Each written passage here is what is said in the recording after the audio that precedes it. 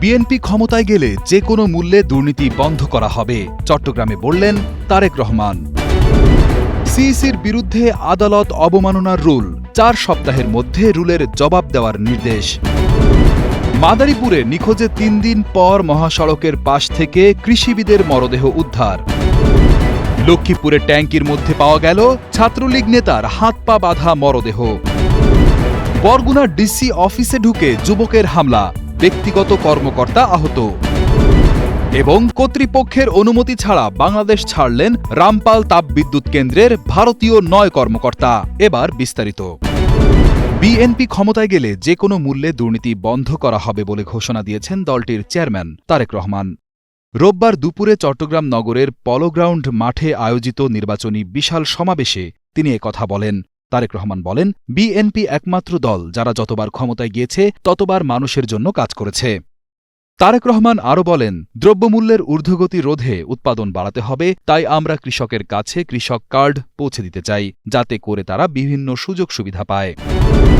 আদালতের আদেশ বাস্তবায়ন না করায় প্রধান নির্বাচন কমিশনার সিইসি এএমএম নাসির উদ্দিনের বিরুদ্ধে কেন শাস্তিমূলক ব্যবস্থা গ্রহণ করা হবে না তা জানতে চেয়ে রুল জারি করেছেন হাইকোর্ট। রবিবার বিচারপতি ফাহমিদা কাদের এবং বিচারপতি আসিফ হাসানের সমন্বয়ে গঠিত হাইকোর্ট বেঞ্চ এই রুল জারি করেন। আগামী 4 সপ্তাহের মধ্যে প্রধান নির্বাচন কমিশনারকে এই রুলের জবাব দিতে বলা হয়েছে। আদালতে আবেদনের পক্ষে শুনানি করেন অ্যাডভোকেট ইউনুস আলী আকন্দ। রাজধানীর গুলশান এলাকা থেকে নিখোঁজ হওয়ার 3 দিন পর মাদারীপুরের শিবচরে ঢাকা ভাঙা এক্সপ্রেসওয়ের পাশ থেকে উদ্ধার করা হয়েছে কৃষিবিদ মোহাম্মদ শহীদুল ইসলামের মরদেহ। গত 23 জানুয়ারি শুক্রবার সন্ধ্যায় শিবচর উপজেলার সূর্যনগর এলাকা থেকে হাত পা বাঁধা অবস্থায় লাশটি পুলিশ উদ্ধার করে। নিহত শহীদুল ইসলাম বরিশালে অবস্থিত আন্তর্জাতিক গম ও ভুট্টা গবেষণা কেন্দ্র CIMMYT এর রিসার্চ অ্যান্ড ডেভেলপমেন্ট কোঅর্ডিনেটর হিসেবে কর্মরত ছিলেন। তিনি পটুয়াখালী জেলার কলাপাড়া উপজেলার মহিপুর ইউনিয়নের সেরাজপুর গ্রামের মোহাম্মদ মতিউর রহমানের ছেলে।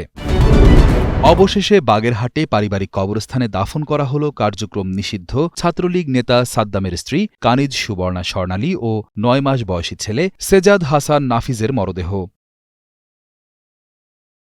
শনিবার রাত 10:30টায় জানাজা শেষে রাত 12টার দিকে তাদের দাফন সম্পন্ন হয়। এর আগে বাগেরহাট জেলা হাসপাতালে ময়নাতদন্ত শেষে শনিবার দুপুরে মা ও ছেলের মরদেহ সাবেকডাঙ্গা গ্রামে সুবর্ণার বাবার বাড়িতে আনা হলে এলাকায় শোকের ছায়া নেমে আসে। এরপর বিকেল 4:15টার দিকে লাশবাহী গাড়িতে যশোর কেন্দ্রীয় কারাগারে নেওয়া হয় তাদের মরদেহ।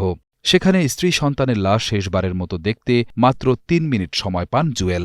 আর এই দৃশ্য ভাইরাল হয় সামাজিক যোগাযোগ মাধ্যমে। লক্ষ্মীপুরে নিখোঁজ হওয়ার 6 দিন পর ফজলে রাব্বি নামে এক যুবকের মরদেহ উদ্ধার করেছে পুলিশ। শনিবার বিকেলে সদর উপজেলার চন্দ্রপ্রবাহবাগ গ্রামের একটি প্রবাসী বাড়ির ট্যাঙ্ক থেকে তার মরদেহটি উদ্ধার করা হয়। নিহত রাব্বি সদর উপজেলার পূর্ব আলাদাতপুর গ্রামের বেল্লাল হোসেনের ছেলে। তিনি চন্দ্রগঞ্জ কফিল উদ্দিন কলেজের অনার্স 2য় বর্ষের ছাত্র ছিলেন। স্থানীয়রা জানিয়েছেন, রাব্বি ছাত্রলীগের রাজনীতির সাথে জড়িত ছিলেন। পুলিশ জানায়, গত 17 জানুয়ারি রাতে চন্দ্রগঞ্জ থেকে উত্তর জয়পুর ইউনিয়নের চৌপল্লী বাজারে যাওয়ার পর থেকে নিখোঁজ ছিলেন রাব্বি। এর পরদিন তার বাবা চন্দ্রগঞ্জ থানায় একটি সাধারণ ডায়েরি করেন। বরগুনা জেলা প্রশাসকের কক্ষে ঢুকে হামলা চালিয়েছে ইব্রাহিম নামে এক যুবক। এতে ডিসির ব্যক্তিগত কর্মকর্তা জহিরুল ইসলাম আহত হয়েছেন। রবিবার সকাল 10:30টার দিকে জেলা প্রশাসকের কার্যালয়ে এই ঘটনা ঘটে। এ সময় তাৎক্ষণিকভাবে অভিযুক্ত ইব্রাহিমকে আটক করা হয়। ইব্রাহিম বরগুনা সদর উপজেলার বাঁশবুনিয়া এলাকার বাসিন্দা। তবে ঘটনার সময় জেলা প্রশাসক তাসলিমা আক্তার দাপ্তরিক কাজে তালতলিতে ছিলেন। লালমনিরহাটের হাতীবান্ধায় নির্বাচনী গণসংযোগ চলাকালীন বিএনপি ও জামায়াতে ইসলামী নেতাকর্মীদের মধ্যে সংঘর্ষে অন্তত 10 জন আহত হয়েছে। রবিবার বিকেলে কসাইটারি এলাকায় এই ঘটনা ঘটে। স্থানীয়রা জানায়, নির্বাচনী প্রচারণা ও ভোট চাওয়াকে কেন্দ্র করে উভয় দলের কর্মীদের মধ্যে প্রথমে কথা কাটাকাটি হয়। এক পর্যায়ে তার সংঘর্ষের রূপ নেয়। এ সময় রাস্তায় থাকা বেশ কয়েকটি মোটরসাইকেল ভাঙচুর করে বিক্ষুব্ধরা। খবর পেয়ে পুলিশ ঘটনাস্থলে গেলে দুপক্ষ ছত্রভঙ্গ হয়ে যায়। বাগেরহাটের রামপাল তাপবিদ্যুৎ কেন্দ্র Bangladesh India friendship power company limited BIFPCL থেকে অনুমতি না নিয়ে বাংলাদেশ ত্যাগ করেছেন ভারতীয় 9 কর্মকর্তা। রবিবার দুপুরে রামপাল তাপবিদ্যুৎ কেন্দ্রের উপমহাব্যবস্থাপক আনোয়ারুল আজিম এই তথ্য নিশ্চিত করেছেন। তিনি জানিয়েছেন, বিদ্যুৎ কেন্দ্রে কর্মরত অবস্থায় ভারতীয় 9 কর্মকর্তা কর্তৃপক্ষের পূর্বানুমতি না নিয়ে শনিবার দেশ ত্যাগ করেন। তারা হলেন রামপাল বিদ্যুৎ কেন্দ্রের general manager Biswajit Mondal, Pratim Barman, N Suraiya Prakash Roy, AGM Keshav Polaki, deputy general manager Suresh Kant Mandekar, Surendra Lamba, AGM Pappu Lal Meena, DGM Anirban Saha এবং সিএফও ইমানুয়েল পনরাজ দেবরাজ। তাদের সাথে যোগাযোগ করার পর ভারতীয় কর্মকর্তারা জানান, নিরাপত্তার ঝুঁকি থাকায় তারা বাংলাদেশ ত্যাগ করেছেন।